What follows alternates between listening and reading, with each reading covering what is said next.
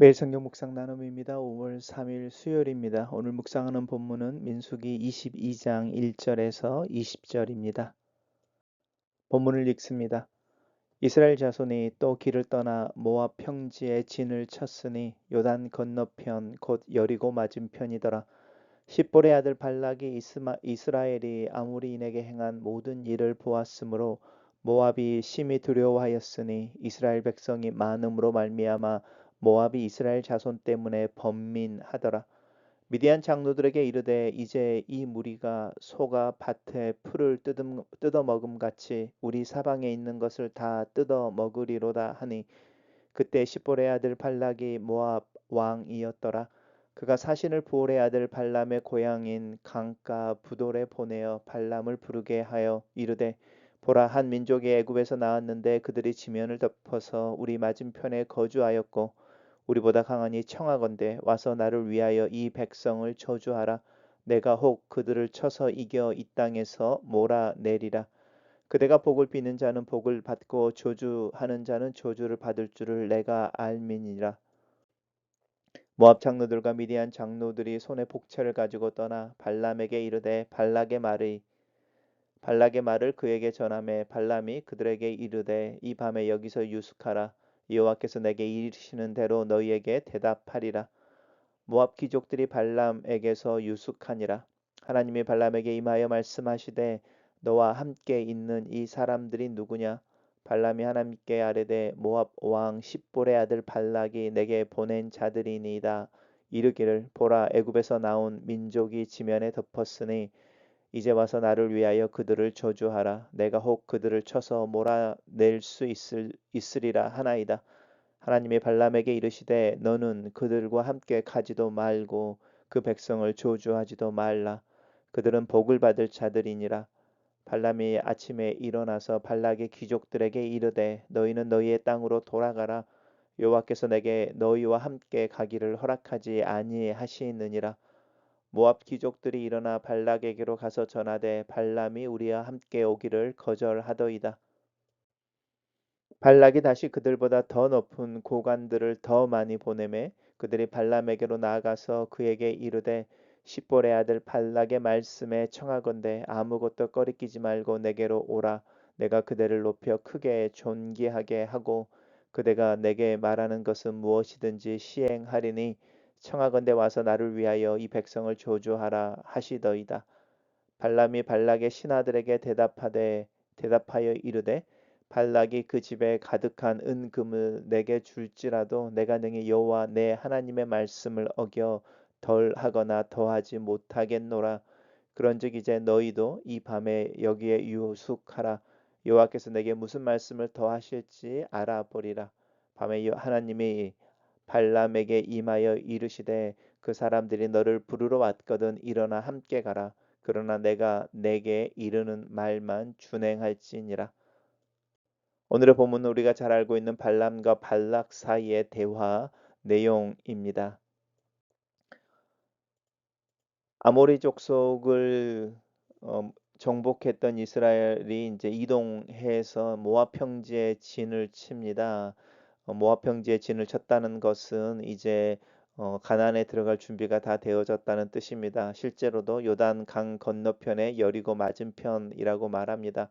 사해가 있고 갈릴리가 있고 요단강이 있고 사해가 이렇게 있는데 이제 에돔을 지나서 아모리 족속을 쳐서 이제 모압 평지에 이르고 있는 상태인 거죠. 우리가 이제 요단강을 건너서 여리고성을 정복하면서 가나안 정복이 시작되어지는데 그 전 아직 이 요단강 동편에 있는 것이고 여기를 이제 지배하고 있고 살고 있던 모압 왕 또 모압 사람들이 이제 이스라엘로 인해서 두려워하는 것이죠. 더구나 아모리 사람들이라고 하는 사람들을 다 정복하고 또 이제 하나님의 큰 그 군대로 이렇게 가나안에 들어가려고 하는 이스라엘 사람들 그 사람들이 이 모압 사람들에게는 굉장히 두려움의 대상이 되었습니다. 또 그들의 승리의 소식도 있지만 이스라엘의 숫자가 많음도 강조되어지고 있습니다. 그래서 이렇게 이제 이스라엘 사람들 때문에 모압 왕이 그것을 두려워하는데 표현을 한번 보십시오. 성경에 나와 있는 문학적인 표현들이 참 어, 굉장히 이렇게 이상적이고 또 아름답습니다. 소가 밭의 풀을 뜯어먹음 같이 사방에 있는 것을 다 뜯어먹을 것이다라고 이 이스라엘 사람들의 백성이 숫자 많음 또 아모리인들 정복했던 그 정복의 소식이 그들에게 가져온 두려움을 그렇게 표현하고 있습니다. 이때에 이제 이 발락 왕이 모압 왕이었는데 발람이라는 사람을 불러옵니다. 이 발람이라는 사람이 이 부돌이라고 하는 곳에 살고 있었는데 이 사람을 우리가 오늘 본문을 잘 읽어보면 하나님을 섬겼던 사람인 것 같습니다. 하나님을 알고 있고 내 하나님이라는 표현을 우리가 나중에 보게 되는데 그때 한번 더 살펴보겠습니다. 발람이라고 하는 선지자 아니면 어떤 종교적인 어떤 사람이 있었는데 그 사람을 불러서 자기들을 위해서 이스라엘을 저주할 것을 요청하게 하는 거죠.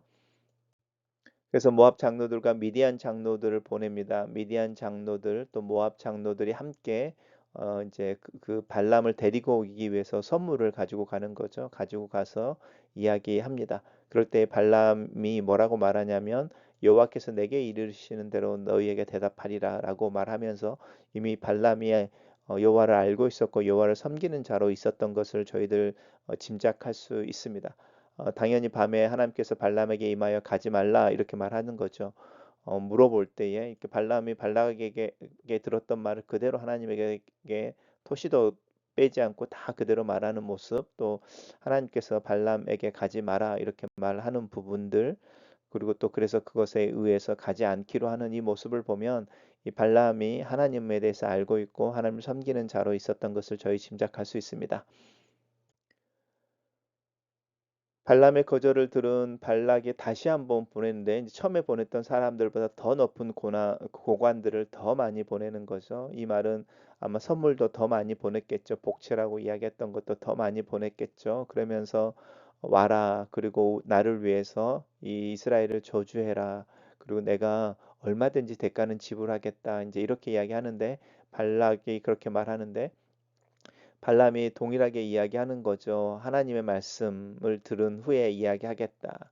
이번에는 하나님께서 발람에게 이르시기를 따라가라. 하지만 내가 너에게 준행하는 말만 해야 된다라고 이야기하고 계십니다. 우리 내일 아마 후반부 이야기는 더 묵상하게 될 것 같습니다.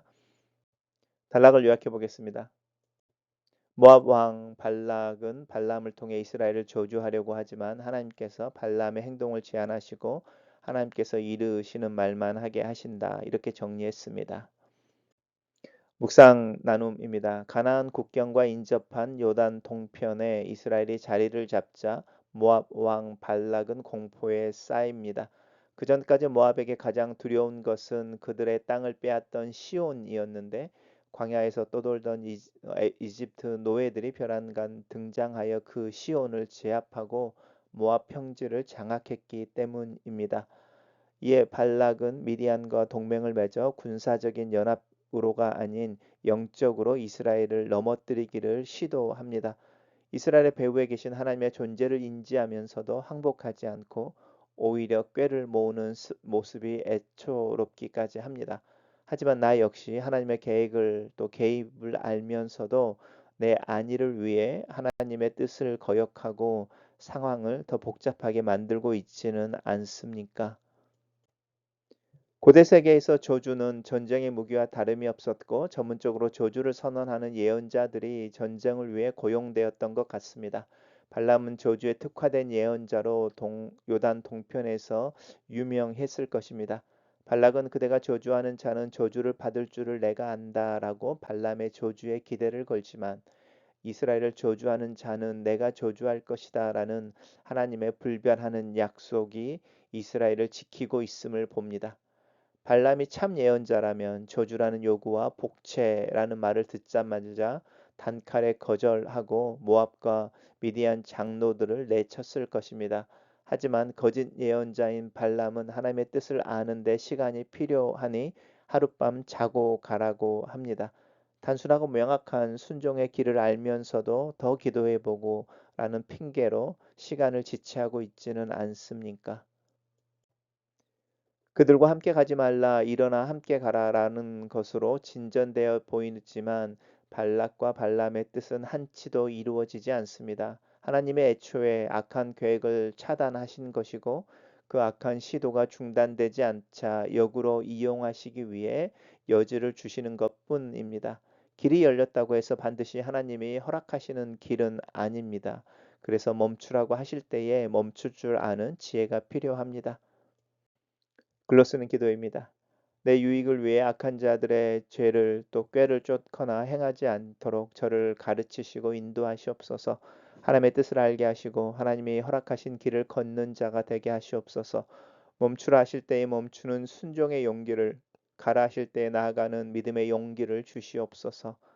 하나님 앞에서 오늘 하루를 살게 하시고 하나님의 백성을 사랑하며 존경하며 축복하는 하나님의 마음으로 내 삶을 살아내게 도와주시옵소서. 예수님 이름으로 기도합니다. 아멘.